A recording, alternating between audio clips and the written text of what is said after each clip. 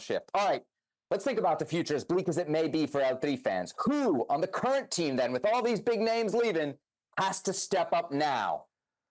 It's very easy. It's Santiago Giménez, and I don't think this is even debatable.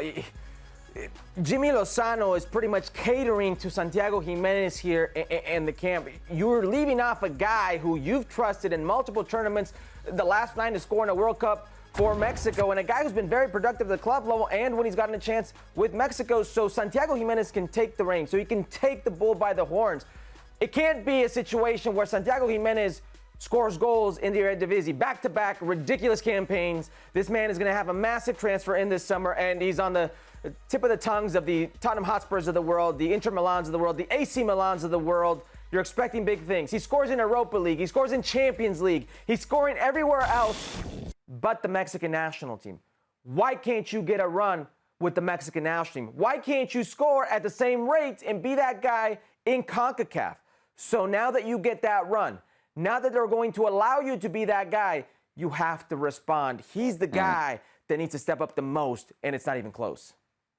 You know, this is a number 9, a good number 9, an effective, an efficient number 9 can solve a lot of problems for a team, right? Can be a makeup for a lot of zits on a team. And this Mexican team has a lot of zits. But you get a guy like Santiago Giménez, you get him hot, and maybe they survive the group phase of the Copa America. Maybe they pull an upset in the knockout rounds because you've got a goal scorer who can get it done. Massive opportunity for him, Herc. Every other time we've seen him with the national team, it's kind of been in this suplente, B, 1A, 1B type role with Henry Martin. He's been playing with the B team sometimes in these international windows when there's rotations being used by Jimmy Lozano. Now's it. He's going to be the guy with the A team, and if he has a good, summer against the elite in Copa America, the Brazils and the Argentinas, maybe it helps that transfer you were mentioning.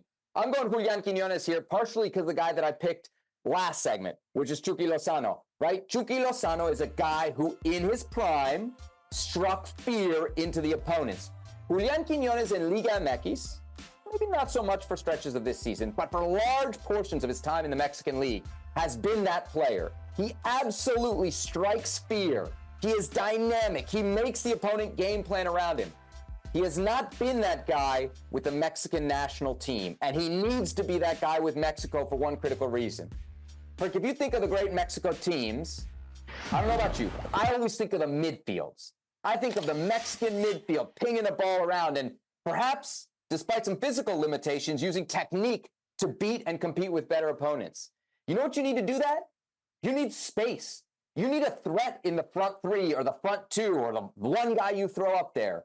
And the Mexican front 3 for a long time hadn't really been dangerous. So what do the other teams do? They just compress that Mexican midfield and they can't play out. They can't do anything. So to me, if you've got a guy with 1, speed, and 2, final third ability, because we've seen a guy with speed in Antuna, but not the final third ability. If you can get Quiñones turned on for the Mexican national team, that's going to make everybody on the squad better. So Julián Quiñones, to me, is a guy who has to step up. And I would probably throw some other guys in there, too. I might throw Edson Álvarez in there, huh?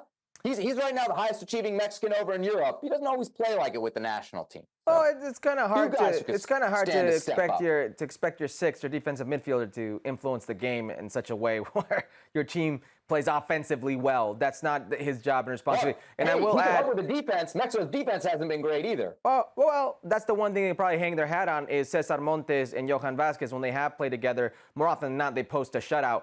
Those two combined. It's just sometimes the level of play or opponent isn't as high as what they face with the U.S. men's national team, or they will face in Copa America. And by the way, that lack of offensive productivity that you mentioned with Uriel Antuna, Golden Boot Liga MX winner Uriel Antuna.